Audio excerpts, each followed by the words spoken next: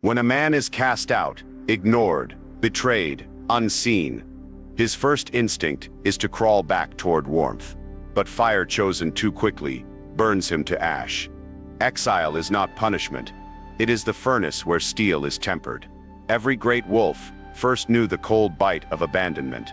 That emptiness is medicine, though it tastes like poison. In the absence of applause, you begin to hear the echoes of your own footsteps, and they sound like drums of war. The viewer will confront a shift. Silence is not weakness. Silence is welding. Distances he once feared become the grinding stones against which his identity is sharpened. The psychological hook here is brutal clarity. What you once called isolation is simply the battlefield where men are revised. Exile is the first taste of death. A man receives while he still walks.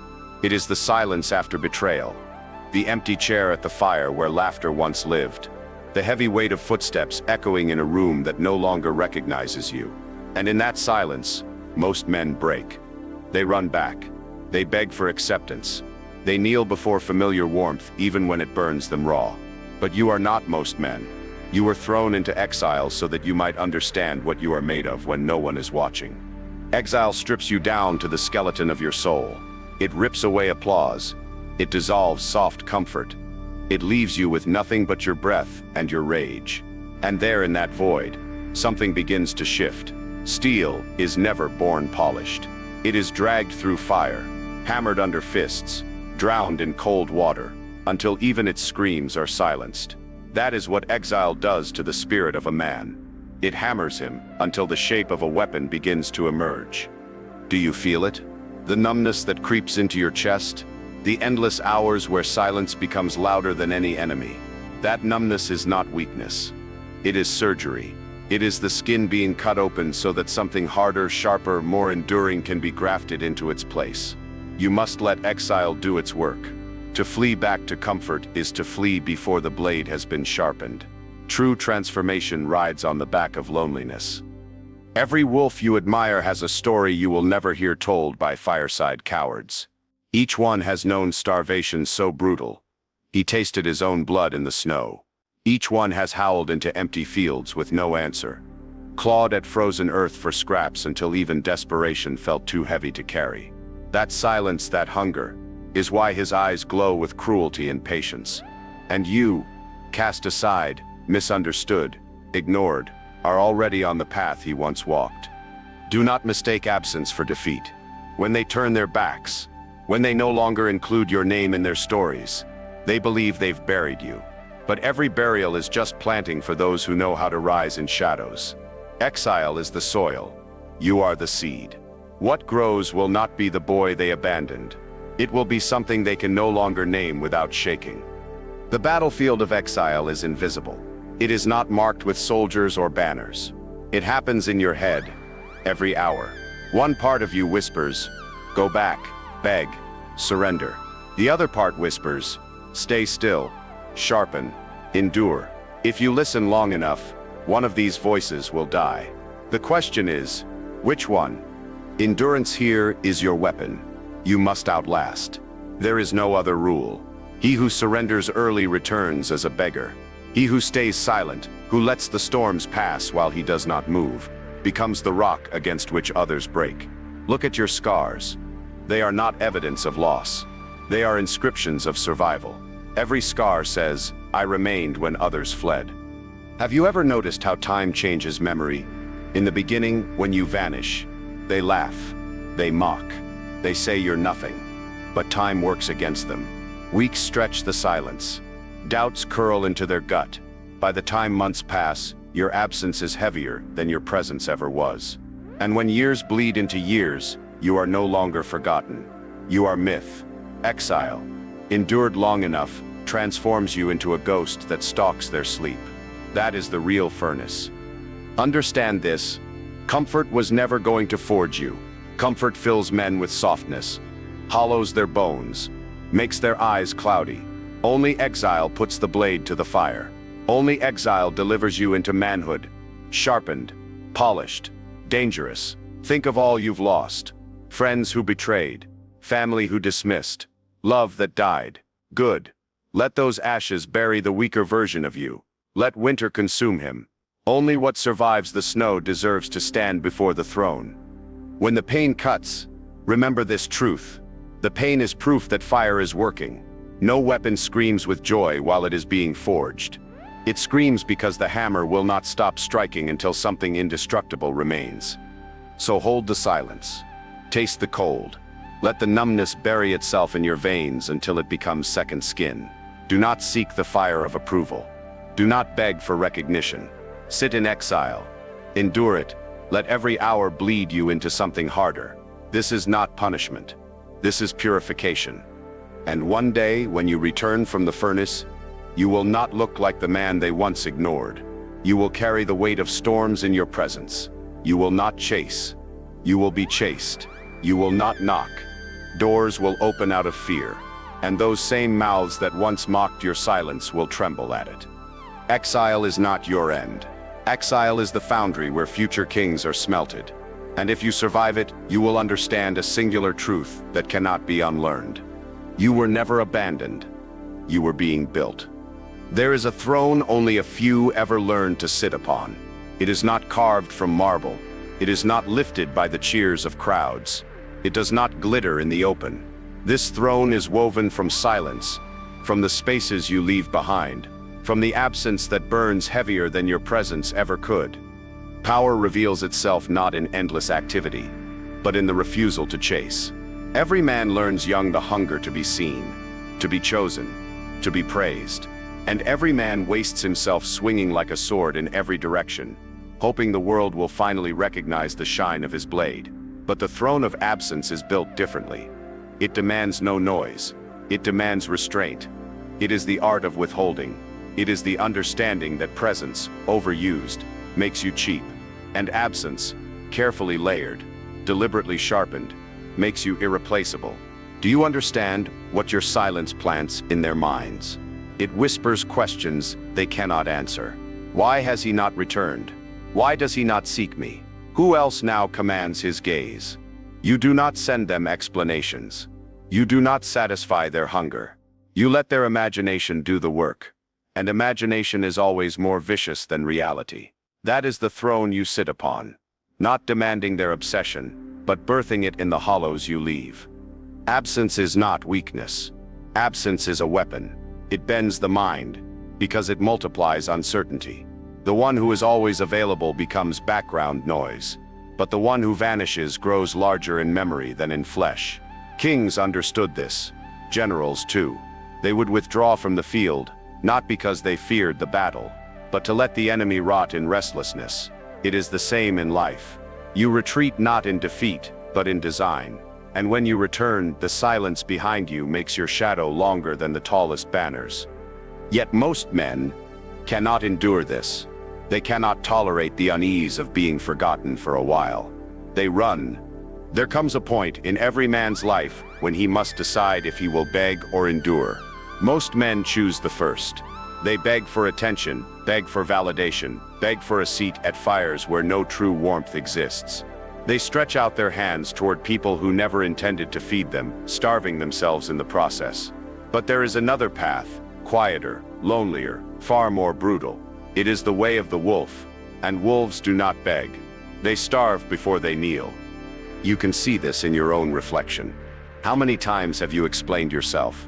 How many times have you bent your spine, lowered your tone, pleaded for someone to see your worth? Did it make them respect you, or did it carve something hollow in your chest? A rot that spread each time you gave away your dignity for crumbs. There is no power in supplication. The man who begs is forgotten the moment he leaves the room. But the man who endures hunger in silence, he is remembered as a threat. The fire of validation is deceptive. It tempts you with warmth, with belonging, with the illusion of comfort. But when you crawl to it, you hand over your power to those who look down on you. They see your dependence. They taste your desperation. And desperation is ugly to all who witness it. A wolf knows this. That is why he sits in the shadows just outside the glow. He feels the cold gnaw at his skin. Yes, he feels the hunger twist in his gut. But he stays there, silent, waiting. His silence is sharper than his teeth. his absence heavier than his presence would ever be at the circle. The truth you must face is brutal. No one respects the man who seeks approval. They respect the man who doesn't need it. To sit at the edge of darkness, refusing to beg, is to claim a power that burns deeper than any fire could. This is not arrogance, it is restraint. It is the refusal to sell yourself in exchange for temporary comfort, and it is the recognition that power only flows toward those who do not bend. Think of every great warrior, every leader, every wolf whose name lives beyond his years. Not one of them earned that weight by explaining themselves to small men. They were feared because they withheld. They sat in silence, while others barked. They guarded their hunger, until it transformed into a weapon. The dog whines at the door, but the wolf waits in the snow until the door opens itself. Which are you becoming? Yes, this path is colder. Yes, you will feel hunger chew through you like a winter without end. But it is this very hunger that makes you dangerous. A starving wolf is not pitied. A starving wolf is feared. Because no one knows when he will strike, or what a creature with nothing left to lose might do. Your refusal to beg creates tension, and tension creates power. So understand this law. Every time you withhold, you grow. Every time you kneel, you shrink. Others may laugh at your silence. They may say you are empty, that you are weak for not chasing scraps. Let them laugh. Hunger is a strategy. You are not starving because you have nothing. You are starving because you refuse to be fed by lesser hands. There is a strange shift that happens in time. The same people who once dismissed you will begin to haunt themselves with questions. They will wonder why you never sought their validation, why you never begged at their fire. And soon, the silence you left with them will burn deeper than any words you could have spoken. When they finally see you again, it will not be with pity. It will be with trembling attention. Because somewhere in their marrow, they will know you are not a dog at the door. You are the wolf who chose the cold over the chains. So carry your hunger. Sit in your silence. Do not beg to be seen. Do not kneel for scraps. Power is not in the plea. Power is in endurance. If you must starve, starve. If you must freeze, freeze. But do it standing. Do it with eyes unbroken. Because there is only one truth you must hold in your blood. A wolf that sits in silence is feared more than a dog that begs at every fire. Distance is not an escape. It is a mirror. And when you withdraw, when you vanish into silence, others are forced to look into that mirror. A mirror they secretly fear. In your absence, they no longer see you. They see themselves. And what they find there, gnawing beneath their skin, is resentment. At first, it flickers as irritation. Why hasn't he answered? Why is he distant? But irritation grows into hunger, and hunger slowly mutates into poison. They resent you, yes, but the resentment is never truly about you. It is about the hollowness you make visible when you are gone. Without even trying, you remind them of their dependency. You force them to feel how much of their validation was quietly tethered to your presence. That is why your withdrawal cuts so deep. Your silence is not silence to them.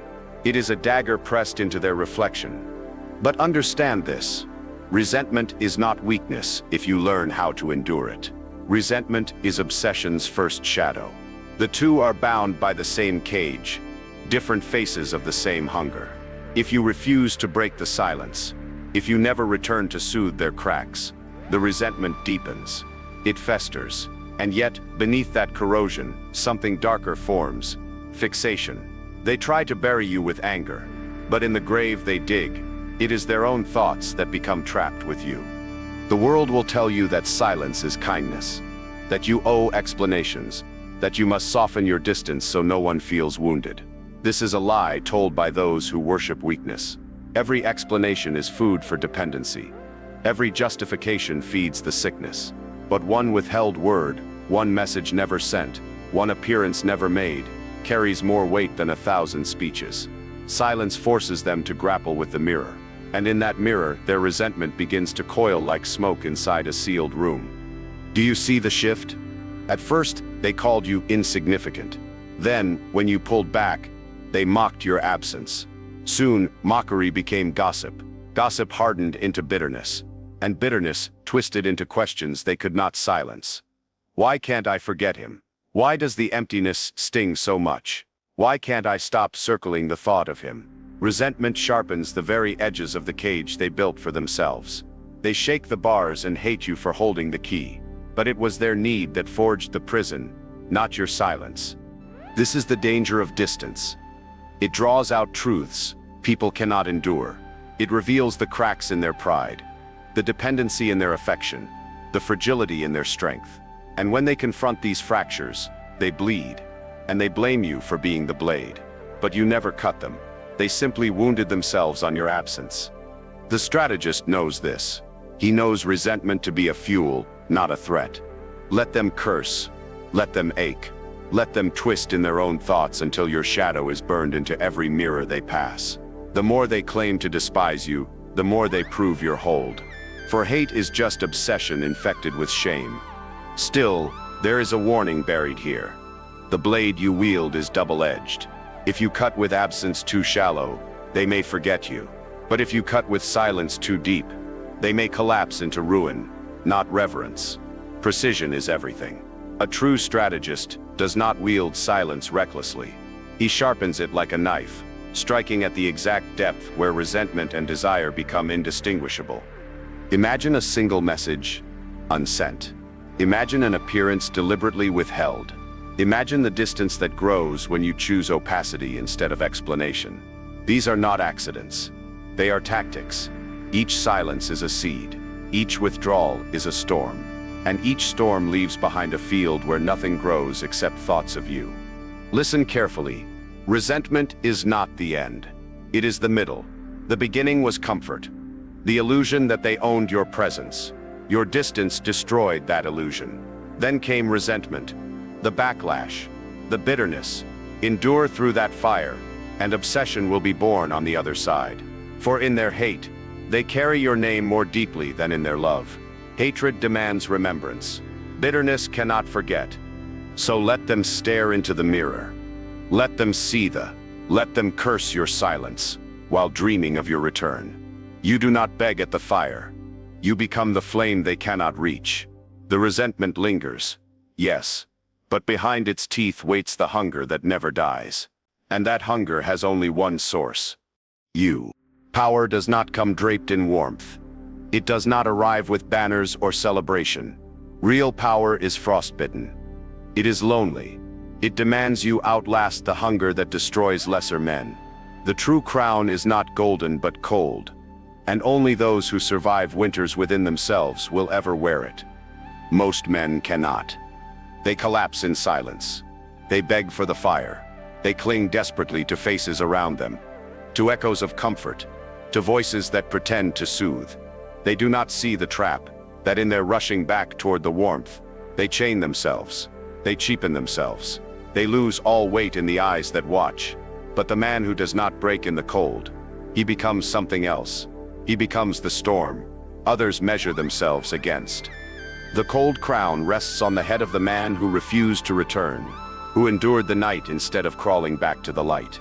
This man learns the discipline of absence, the cruelty of restraint, the art of withholding when every instinct screams at him to act. He learns that sometimes conquest is not the clash of steel, but the silence after, when his enemy withers without him raising a hand. Silence itself becomes the frost that burns those who cannot endure it. Have you ever noticed how people unravel in your distance? They begin strong, voices confident, dismissing you as forgettable. But with time, their words waver. The silence echoes louder than any presence. Slowly, doubt stalks them. They wonder, where is he?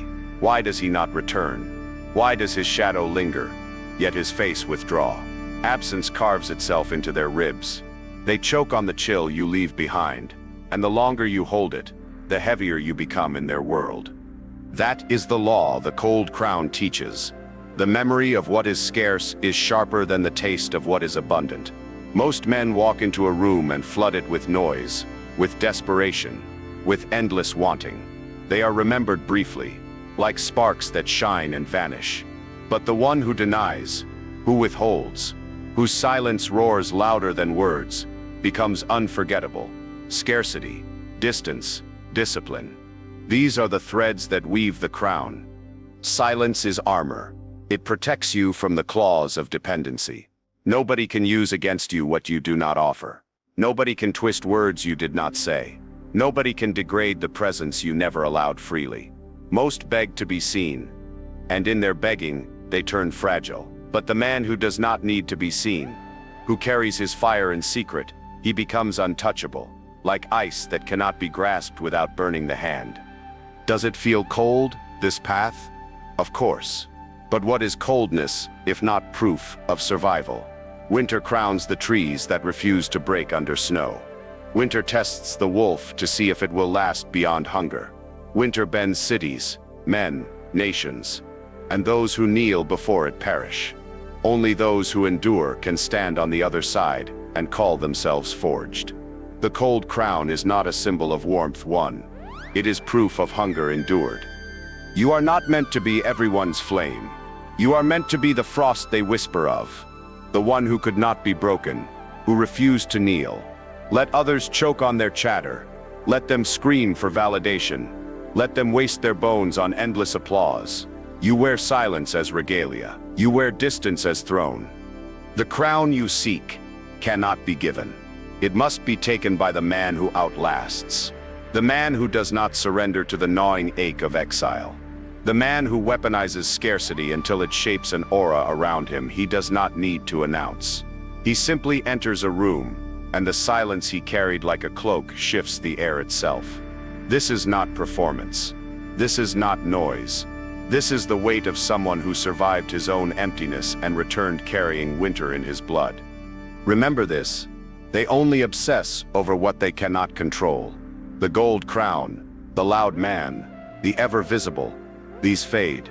But the one who withholds, the one who teaches through distance, the one who endures the loneliness that weakens most, that man becomes myth. That is why the cold crown is feared. It is not the ornament itself that terrifies. It is the realization that the one who wears it lived through isolation and chose not to break. That he mastered absence until absence itself became power. That he could walk away, vanish into the storm, never to return, and still live unrattled. Who can fight a man like that? Who can enslave him? Who can command the wolf who has learned to command hunger? Let others chase applause. You chase nothing. Let others beg for fire. You build thrones out of your frost. Let others seek warmth. You learn to rule with silence. Power is not gathered in the crowd. It is gathered in the empty halls, in the nights where only your breath remains. If you can endure those nights, if you can wear your own exile without collapse, then one morning you will wake and feel weight upon your head. Cold, invisible, unshakable. The cold crown. The crown of men who turned loneliness into empire. Every man carries a flame. Some guard it. Most waste it. They throw it outward in sparks. Desperate to be seen. Desperate to ignite the emptiness around them. They feed anyone who asks. Women who mock them. Friends who drain them. Strangers who do not care. They hand out their warmth recklessly, and then wonder why their fire goes out. Why no one respects what burns so easily. But the strategist knows.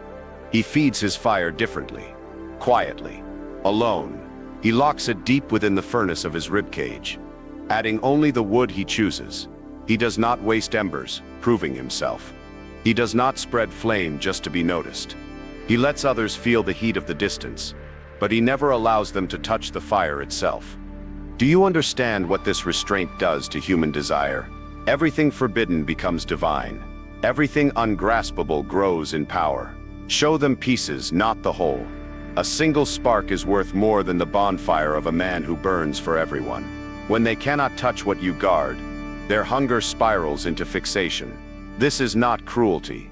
This is design. Think of the king on his throne. Even if his people worship him, they do not sit beside him. They do not hold his crown. The distance, the inaccessibility, is what makes him king. Remove that distance. Let him hand out his crown, his riches, his time too freely, and he is no ruler. He is property. In the same way, your fire loses divinity. When you let them clutch it, it becomes common, ordinary, boring. but the fire that cannot be grasped. That is the fire they pray for, even as it burns them. Human nature is primitive. It craves what withdraws. It obsesses over what refuses to submit. Lovers chase those who ignore them harder than those who worship them. Enemies respect the foe who stays unwounded in silence, far more than the one who screams. This is why the warrior holds distance. He lets them shiver in the cold, just close enough to feel his heat, but never close enough to be warmed. That tension is power. That hunger is obsession. And here is the law most cannot endure. Never hand out all of yourself. Never expose the full blaze. Reveal fragments. Fragments haunt them longer than fullness ever could. A glance withheld weighs heavier than hours of noise. A brief presence, then withdrawal, carves deeper than constant attention. The absence between sparks drives their imagination mad. For imagination is a crueler fire than reality. It burns at night when no one sees. It gnaws when the world falls silent. You must also understand, to guard your fire is not selfishness. It is survival. Once you notice how quickly others devour what you give, you awaken to a darker truth. The world is full of takers, never satisfied. Their hunger is endless. And if you keep feeding, you will bleed yourself dry. They will not thank you. They will leave you cold ashes on the floor. This is why the wolf does not hand out his kill to the pack that mocked him. This is why the flame must be rationed. To protect it is to protect your throne. Restraint is the highest form of dominance. Any man can explode, pour himself recklessly, give everything away. It is rare, it is sacred, to hold back, to let others thirst, but not to quench it, to let their needs sharpen, clawing at their insides, until thoughts of you become inescapable. That is the art of the untouchable fire. So you must ask yourself now, how much of your flame have you wasted in desperation? How many times have you handed away the sacred just to be noticed, only to find yourself emptied, colder than before? And can you endure the opposite? Can you endure holding the flame inside when they beg for it, when their hunger howls louder than your loneliness? If you can, you transform. Your fire becomes more than warmth. It becomes legend. Remember this, true kings rarely step down among the people. They appear briefly, then vanish. A single wave from the balcony becomes unforgettable. Why? Because they cannot be touched. Their fire remains distant. Mystery feeds admiration. Scarcity breeds longing. Obscurity sharpens desire. You must become the same. Step into the world only enough to remind them you exist, then retreat.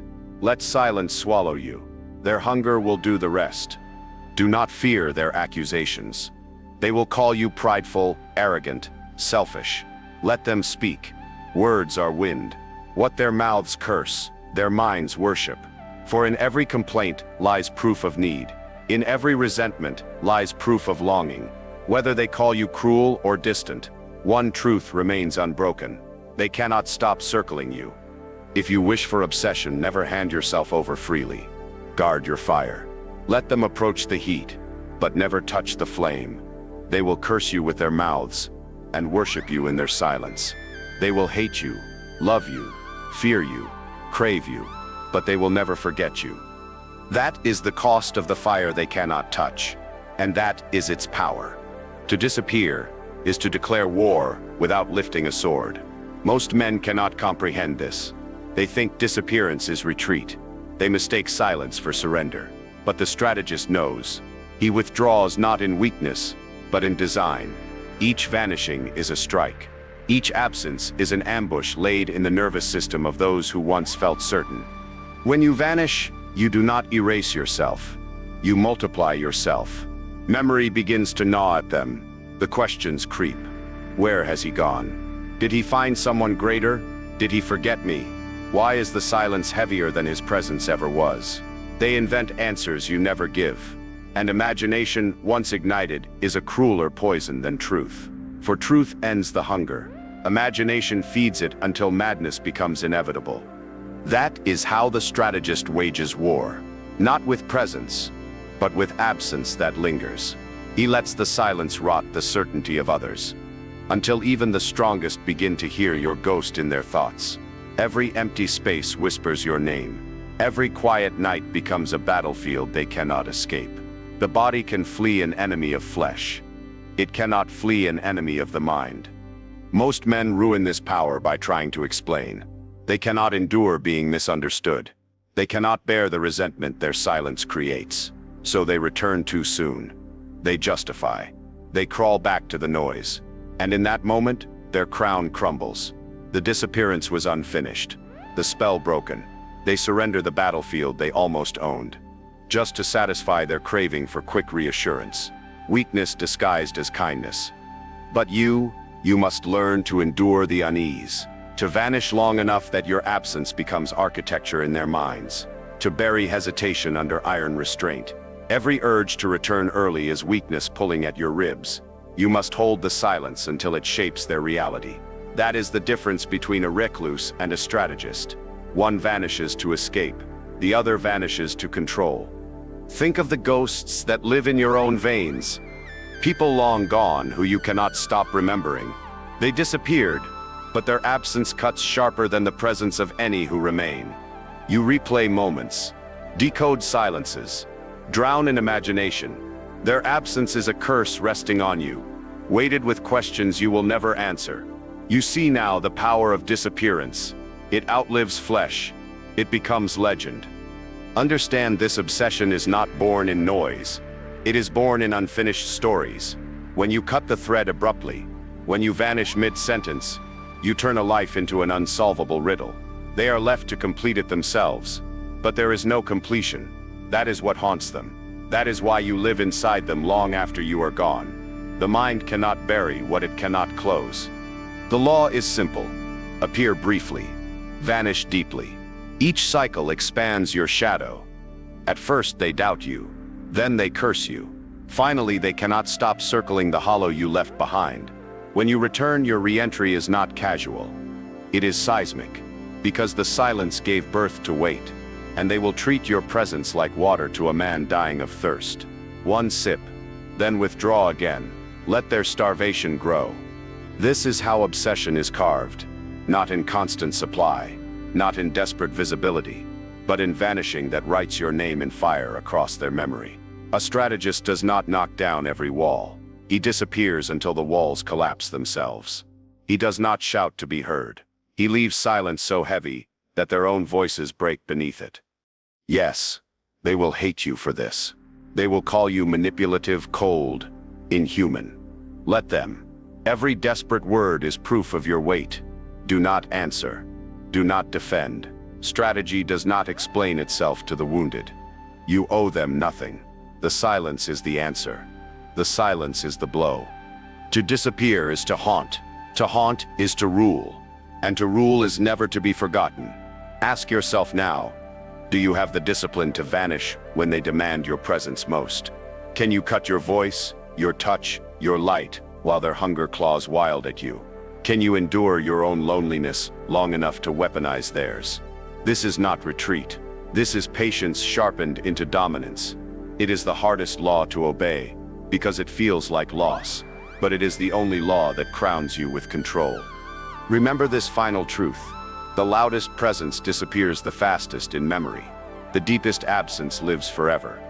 A man who vanishes is never truly gone. He becomes the silence they cannot escape. The echo that bends every room, the unfinished story that bleeds in every reflection. A man who vanishes writes his name in fire across their memory. Obsession is never commanded by the loud. It never belongs to the desperate, the pleaders, the men who shout their worth into crowded rooms. Obsession belongs to the ones who withhold, to the ones who vanish, to the ones who weaponize silence until it becomes a noose, wrapped invisibly around every mind that desired them. Think carefully. When was the last time you dreamed of someone who never explained themselves? Someone who left, who gave no closure, who disappeared before you could grasp them. You replayed their absence 1,000 times, didn't you? You turned their silence into whole novels in your head. You hated them, but you couldn't forget them. That is the paradox of silence. The very thing that makes you resent a man is the same thing that makes him unforgettable. This is what most never understand. They think obsession is won through constant offerings, through endless presence, through being always visible. always available. But what is abundant loses its weight. Scarcity is what makes the heart tremble. Mystery is what the mind cannot release. The man who is present too often fades into the background. But the man who does not speak, who does not run to every cry, who withholds, he becomes larger in the silence he creates. His absence grows until it fills the room like smoke that cannot be cleared. The wolf who leaves no tracks is always hunted more than the dog who barks at every door. The king who appears only when he chooses shapes more fear than the one who pleads for recognition. Do you see it? Obsession belongs to the silent because silence breeds imagination, and imagination never rests. Resentment, longing, hunger, fear, they all loop endlessly in the minds of those you withdraw from. You haunt them not because you forced yourself into their world, but because you drifted away without explanation. They stab at the void, but voids do not bleed. And every attempt to forget you only deepens the wound, because forgetting requires closure, and silence denies closure. That is why your absence binds tighter than chains. Yes, they will ridicule you at first. They will call you detached, cold, arrogant. They will pretend it doesn't sting. But when they lie awake at night, when every corner of the room echoes with your ghost, when their desperate words fall on hollow air, they discover the truth. Silence is the loudest scream. You must decide now. Are you willing to be hated to be unforgettable? Because that is the trade. To belong to silence is to walk away from praise, from soft comfort, from cheap applause. But in return you gain something sharper. You gain presence without presence, voice without speaking, power without performance, obsession without effort. Every law of nature confirms this. The storm remembered most is not the one that came daily, but the one that struck once and never returned. The scar you cannot stop tracing with your fingers is not the wound that healed clean, but the one that closed jagged and left mystery behind. Absence is the architect of memory. Silence is the sculptor of obsession. And if you endure long enough, endure the loneliness of withholding, endure the bitterness of being misunderstood, you rise into a state most men cannot imagine. You cease to chase anything. You cease to prove, to beg, to demonstrate. You move with restraint so heavy it feels like stone. And in your restraint, in your silence, they crumble. They want more. They need more. And they cannot have it. This is the secret of the crown. The one who is least available is the one who is most desired. The one who speaks least is the one whose words echo longest. The one who can walk away completely is the one for whom doors are flung wide. That is why obsession belongs to the silent. Remember this the next time you are tempted to hand yourself away. Remember this the next time you think you win respect by being everywhere at once. Power is not in chasing. It is in withdrawing. It is in starving them of what they crave until the craving consumes them. You do not need to demand attention. You do not need to prove your worth. If you can endure silence, if you can wear distance like armor, others will crown you with their fixation. Let them whisper your name in hate. Let them curse your silence. Let them call you cruel. It does not matter. Every curse still binds their tongue to your shadow. They cannot hate what they do not think of. They cannot despise what they do not secretly crave. So hold the silence. Sit on the throne absence built, and know this final truth, carved as deeply as steel into bone. The crown never rests on the head of the loudest voice. It belongs always to the man they cannot stop thinking about in his silence.